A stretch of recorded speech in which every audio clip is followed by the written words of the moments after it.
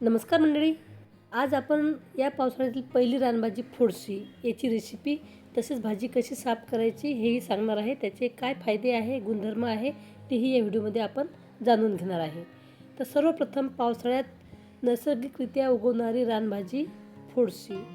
रानभाजी म्हणजे नैसर्गिकरित्या उगवणारी भाजी म्हणजे रानभाजी. तर ह्या भाज्या आपल्याला पावसाळ्यातच मिळतात, कारण सर्वत्र पाऊस पडतो आणि सर्वत्र हिरवगार झालेलं असते. जंगलामध्ये अशा प्रकारच्या भाज्या, रानभाज्या उगवतात आणि ते जाणकार लोक, आदिवासी लोक, शेतकरी लोक ह्या भाज्या आणतात. तर बघा, अशा प्रकारची ही भाजी जंगलामध्ये उगवलेली असते जमिनीवरती. तर आता भाजी आपण विकत आणलेली आहे कल्याणवरनं. तर हे आहेत 25 रुपयाला 2 जुड्या, 15 रुपयाला 1 आणि 25ला 2. तर 25ला 2 जुड्या आणलेल्या आहेत. तर भाजी कशी साफ करायची तर बघा, याचं एक एक पान आपल्याला वेगळं करायचं आहे, कारण ही भाजी हमखास मातीने भरलेली असते, याच्यामध्ये माती असतेच. तर त्यासाठी आपण एक एक पान वेगळं करून ही भाजी धुवायची. तर बघा, व्हिडिओ दाखवल्याप्रमाणे अशा पद्धतीने ही पानं वेगवेगळी होतात. वेगवेगळी पानं करून आपल्याला पाण्यामध्ये धुवायची आहे. भाजी एकदम न धुता 4-5 पानं आपल्याला धुवायची आहेत, कारण ती व्यवस्थित धुतल्या जातील. तर बघा, अशा पद्धतीने ही भाजी साफ करायची आहे. तर जेवढी काही भाजी आहे ती याच पद्धतीने तुम्ही साफ करून घ्या, धुवून घ्या. त्यानंतर सर्व भाजी धुवून झाल्यानंतर परत एक वेळ पाणी घ्या, भरपूर पाणी घ्या आणि त्यामध्ये अर्धी भाजी टाका आणि एक वेळ धुवून घ्या.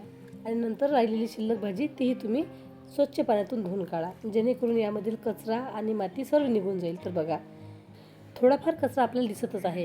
नंतर भाजी स्वच्छ कपड्यावरती अंथरून ठेवा, जेणेकरून ती सुकून जाईल.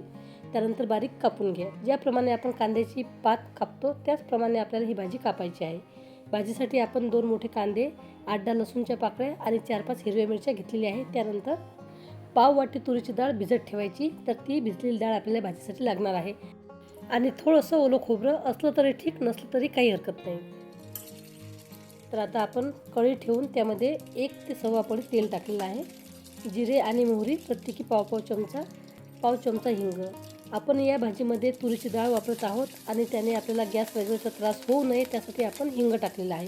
जर तुम्ही या भाजीमध्ये मुगाची डाळ टाकली तर हिंग नाही टाकला तरी हरकत नाही, परंतु तुरीची डाळ टाकल्यामुळे मी थोडासा हिंगसुद्धा टाकलेला आहे. तर आता आपण मस्त लसूण, मिरची, कांदा परतून घेणार आहोत.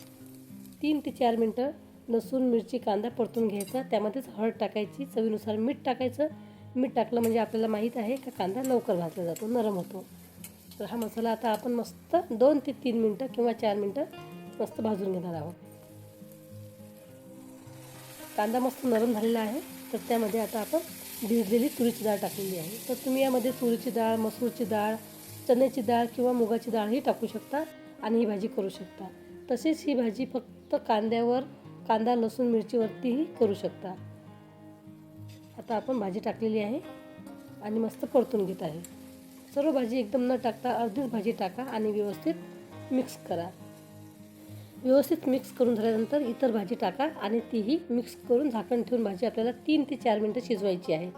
आवश्यकतेनुसार तुम्ही यामध्ये थोडंसं पाणी टाकू शकता, नाही टाकलं तरी गरज नाही, परंतु जर तुम्हाला वाटलंच तर थोडंसं पाण्याचा हबका शिंपडायचा आणि भाजी 5 ते 6 मिनिट वाफेवरती शिजवायची, कारण ही भाजी लवकर शिजत नाही. भाजीबद्दल सांगायचं झालं तर आपल्याला जुलै-ऑगस्ट महिन्यामध्ये ही भाजी मिळते आणि ही अत्यंत पौष्टिक आणि रान औषधी भाजी आहे. पांढऱ्या रंगाचे देठ आणि लांब हिरव्या पानाची ही भाजी आहे. आरोग्यासाठी ही भाजी खूपच गुणकारी मानली जाते. याची सुकी भाजी करू शकतो किंवा पातळ रसेदार अशी ही भाजी आपण करू शकतो. भजी बनवू शकतो, ते खूप चविष्ट लागतात. आणि याचे फायदे जर तुम्हाला सांगायचे झालेस तर ही भाजी पचनासाठी अतिशय हलकी आहे. पावसाळ्यामध्ये कमी होणारी रोगप्रतिकारक शक्ती वाढवण्यासाठी या भाजीचं सेवन आपण अवश्य करावं, कारण भाजीच्या सेवनाने आपली रोगप्रतिकारक शक्ती वाढते. यामध्ये अनेक नैसर्गिक जीवनसत्वे व खनिजे असतात आणि विशेष म्हणजे यामध्ये भरपूर फायबर असल्यामुळे आपलं पोटही साफ होते. सर्वात महत्त्वाची गोष्ट म्हणजे ही भाजी आपल्या आरोग्यासाठी फायदेशीर आहे. नैसर्गिकरित्या उगवल्याने त्यावरती ना कुठल्या रासायनिक फवारणीचा प्रादुर्भाव असतो, नाही कुठलं रासायनिक खत टाकलेलं असते. त्यामुळे 100% ही भाजी आपल्या आरोग्यासाठी हितकारक आहे. तर बघा, आता भाजी 4 ते 5 मिनटामध्ये शिजत आलेली आहे. आता व्यवस्थित आपण खालची वर करू आणि गरमागरम भाकरीसोबत खायला सर्व करू. तुम्ही भाकरीसोबत खाऊ शकता, चपातीसोबत खाऊ शकता किंवा तोंडही लावू शकता. अशाच प्रकारच्या नवनवीन पारंपरिक हेल्दी आणि टेस्टी तसेच पावसाळी रानभाज्या त्यांची माहिती, ओळख, रेसिपी हे सर्व व्हिडिओ मी आपल्या चॅनलवरती आता अपलोड करणार आहे. तर सर्वप्रथम आपली या पावसाळ्याची ही पहिली रानभाजी आहे आणि याच्या पुढेही मी बऱ्याच रानभाज्या घेऊन येणार आहे. त्यांची रेसिपीसोबत त्यांचे आरोग्यदायी फायदे, त्याची ओळख, माहिती सर्व सविस्तर सांगणार आहे. व्हिडिओ आवडला तर व्हिडिओला लाईक करा, कमेंट करा, शेअर करा. धन्यवाद मंडळी.